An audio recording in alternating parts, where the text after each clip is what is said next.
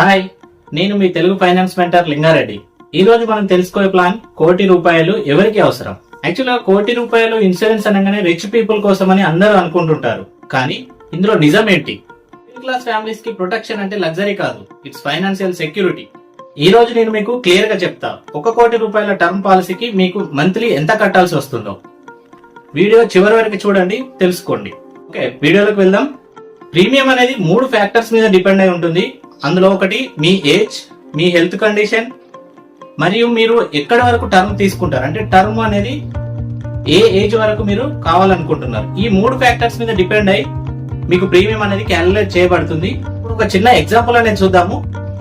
For example మీరు 25 సంవత్సరాల age లో ఉన్నారనుకోండి.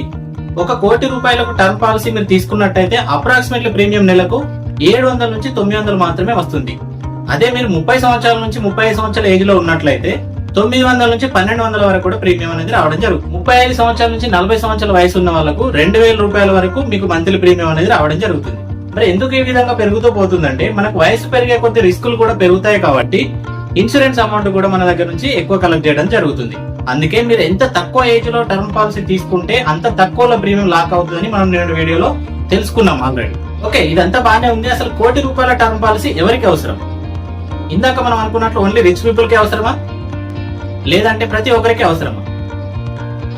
నేను చెప్పేది ఏంటంటే టర్మ్ ఇన్సూరెన్స్ అనేది ప్రతి ఒక్కరికి అవసరమైనది. ఎందుకు అనంటే మీ ఫ్యామిలీ మీ ఇన్కమ్ మీద డిపెండ్ అయి ఉంటుంది కాబట్టి ఖచ్చితంగా మీ ఇన్కమ్ కి సెక్యూరిటీ అనేది చేయాల్సిందే. హోమ్ లోన్స్ ఉన్న వాళ్ళు కావచ్చు, పర్సనల్ లోన్స్ ఉన్న వాళ్ళు కావచ్చు, మీ ఫ్యామిలీలో ఒక్కరే సంపాదించే వారు ఉన్నప్పుడు కావచ్చు, ఖచ్చితంగా వీరికి మాత్రం టర్మ్ ఇన్సూరెన్స్ అనేది ఉండాల్సిందే. ఓకే, ప్రతి ఒక్కరికి ₹1,00,00,000 టర్మ్ ఇన్సూరెన్స్ ఉండాలా? నా సాలరీ చాలా తక్కువ ఉంది, నేను ₹1,00,00,000 ప్రీమియం పే చేయగలనా అని మీకు అనిపించవచ్చు.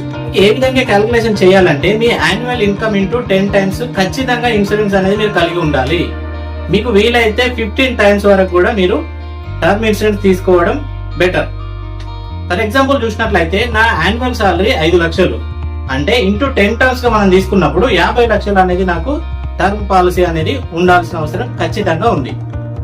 ఈ విధంగా మీ సాలరీ, యాన్యువల్ సాలరీ ఎంత, మీకు ఎన్ని టైమ్స్ వరకు నెసెసరీ ఉంది, అంటే మీ బ్యాక్ లో ఉన్న లోన్స్ కావచ్చు, మీ ఫ్యామిలీ డిపెండెన్స్ కావచ్చు, మీ ఎక్స్పెండిచర్ కావచ్చు, ఏదైనా అన్ని చూసుకొని దానికి తగ్గట్టు మీరు ప్లాన్ అనేది సెట్ చేసుకోండి. కానీ ఒకటి గుర్తు పెట్టుకోండి, ఈ రోజు మీరు కట్టే అమౌంట్ తగ్గించడం కోసం మీ కవరేజ్ అమౌంట్ తగ్గించుకోకండి. మీకు వీలైనంత మటుకు మీకు ఎంతైతే సాలరీ ఉందో ఇంటూ 10 టైమ్స్ ఖచ్చితంగా తీసుకోండి. వద్దులేండి 8 టైమ్స్ తీసుకుంటా, 5 టైమ్స్ తీసుకుంటా అని ఈ రోజు బాగానే అనిపిస్తుంది, తర్వాత పోయిన కొద్ది మీరే రిగ్రెట్ అవుతారు. నేను అప్పుడే ఇంకా కొంచెం ఎక్కువ తీసుకుంటే బాగుండు. ఎందుకంటే మీరు అప్పుడు మళ్ళీ కొత్తగా తీసుకోవాలనుకుంటే ప్రీమియం అనేది చాలా ఎక్కువ పడుతుంది. ఇప్పుడు తీసుకోవడం ద్వారా తక్కువ ప్రీమియం లాక్ చేసుకోగలుగుతారు. దానికోసమని ఖచ్చితంగా ఈ రోజే మీకు వీలైనంత మటుకు టర్మ్ పాలసీ అనేది చేసుకోండి. ఇలాంటి ఫైనాన్షియల్ అడ్వైజర్ల కోసం మన ఛానల్ ని సబ్స్క్రైబ్ చేయండి, ఫాలో చేయండి, కామెంట్ చేయండి. Thank you.